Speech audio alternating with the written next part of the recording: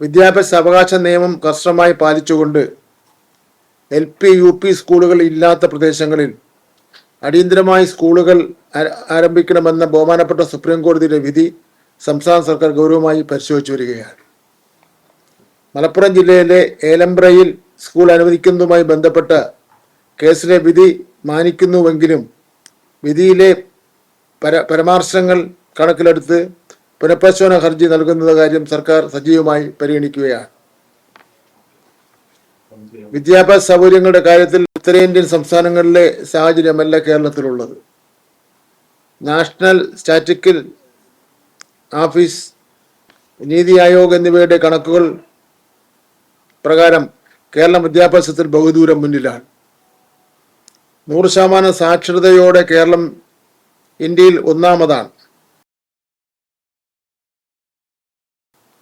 കേരളത്തിലെ ജനവാസ കേന്ദ്രങ്ങളിൽ ഭൂരിഭാഗത്തും 1-2 കിലോമീറ്റർ ചുറ്റളവിൽ സർക്കാർ എയ്ഡഡ് സ്കൂളുകൾ പ്രവർത്തിക്കുന്നുണ്ട്.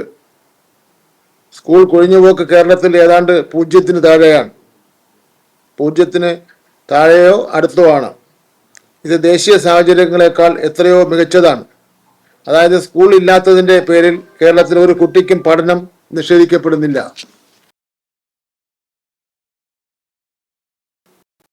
അവിടെ സൗജന്യമായി ഭൂമിയും കെട്ടിടവും ലഭ്യമാകാമെന്ന് തദ്ദേശ സ്ഥാപനം അറിയിച്ച സാഹചര്യത്തിൽ അത് പ്രത്യേകമായി പരിഗണിക്കും.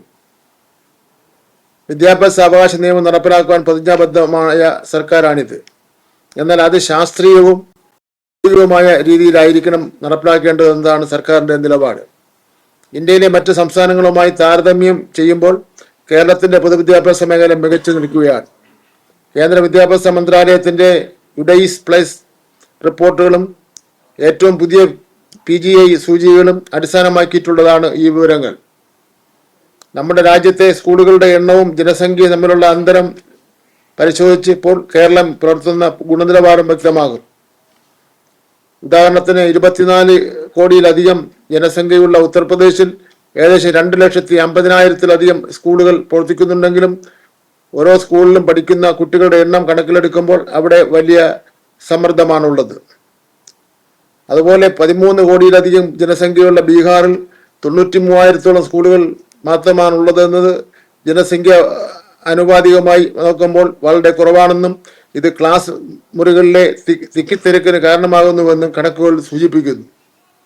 എന്നാൽ 3.5 കോടിയോളം മാത്രം ജനസംഖ്യയുള്ള നമ്മുടെ കേരളത്തിൽ 16,000-ത്തോളം സ്കൂളുകളാണ് പ്രവർത്തിക്കുന്നത്.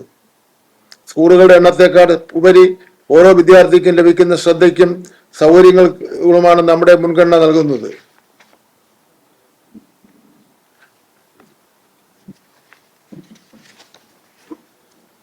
അതുകൊണ്ട് തന്നെ അധ്യാപക വിദ്യാർത്ഥി അനുപാതത്തിലും അടിസ്ഥാന സൗകര്യങ്ങളുടെ ദേശീയ ശരാശരിയേക്കാൾ ബഹുദൂരം മുന്നിലാണ് നമ്മൾ. കേന്ദ്ര സർക്കാർ സംസ്ഥാനങ്ങളുടെ വിദ്യാഭ്യാസ നിലവാരം അളക്കാൻ ഉപയോഗിക്കുന്ന പെർഫോമൻസ് ഗ്രേഡിംഗ് ഇൻഡെക്സിലും കേരളം മുൻനിരയിലാണ്. സ്കൂളുകളുടെ എണ്ണം മാത്രം നോക്കാതെ പഠന നിലവാര സൗകര്യങ്ങൾ, തുല്യത എന്നിവയെല്ലാം പരിഗണിക്കുന്ന ഈ സൂചികയിൽ കേരളം പ്രഥമ ശ്രേണിയിൽ സ്ഥാനം നിലനിർത്തുന്നു എന്നത് നമുക്ക് അഭിമാനകരമാണ്. സാക്ഷരത, അധ്യാപക പരിശീലനം, ഭൗതിക സാഹചര്യങ്ങൾ എന്നിവയിൽ പഞ്ചാബ്, ഛത്തീസ്ഗഡ് തുടങ്ങിയ സംസ്ഥാനങ്ങൾക്കൊപ്പം കേരളം മികച്ച പ്രകടനം കാഴ്ചവെക്കുന്നു.